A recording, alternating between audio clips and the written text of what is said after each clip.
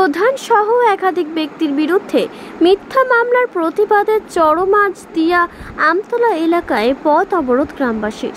মঙ্গলবার সিএমসিবি বা চরমাঝদিয়া চর ব্রাহ্মণনগর গ্রাম পঞ্চায়েতের অন্তর্গত চরমাঝদিয়া আমতলা এলাকায় পথ অবরোধে সামিল হন অসংখ্য গ্রামবাসী। দীর্ঘ সময় অবরোধ চলার পর পুলিশের আশ্বাস পেয়ে অবরোধ তুলে নেন অবরোধকারী গ্রামবাসীরা। সূত্রের খবর, পালপাড়া এলাকার বাসিন্দা হিমাংশু দেবনাথ ও তার পরিবার ওই এলাকায় রাস্তা করতে গেলেই গ্রামের বিভিন্ন জনের নামে নির্বিচারে মিথ্যা মামলা করার অভিযোগ ওঠে। তারই প্রতিবাদ জানাতে এদিন পথ অবরোধে সামিল হন অসংখ্য গ্রামবাসী। খবর পেয়ে ঘটনাস্থলে আসেন নবদ্বীপ থানার পুলিশ। পরে পুলিশের আশ্বাস পেয়ে অবরোধ তুলে নেন অবরোধকারীরা।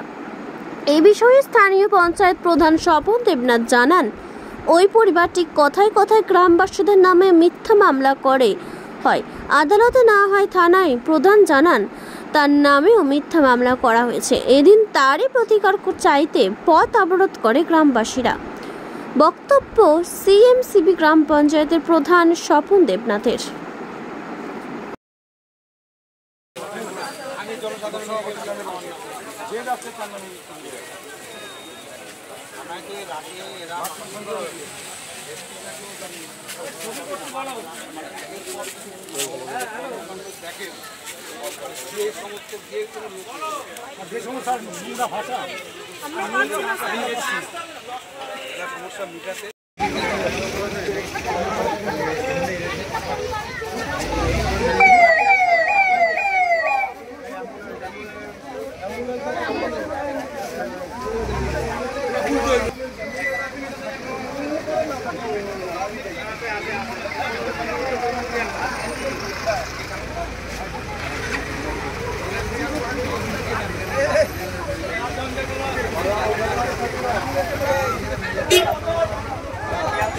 বিষয়টা হচ্ছে হিমাংশু দেবনাথ এবং শিলা দেবনাথ, তার মেয়ে মন্দিরা দেবনাথ। পার্শ্ববর্তী যারা আছেন, বসবাস করেন পার্শ্ববর্তী, তাদের সঙ্গে কোনো কারণ অকারণে শুধু মামলা মোকদ্দমা কেস খামারি করাটা এর একটা প্রধানত কাজ। তাদের যে আত্মীয় স্বজন আছে তাদের সম্পত্তি পর্যন্ত চিটিং করে রেকর্ড করিয়েছেন সেই মহিলা।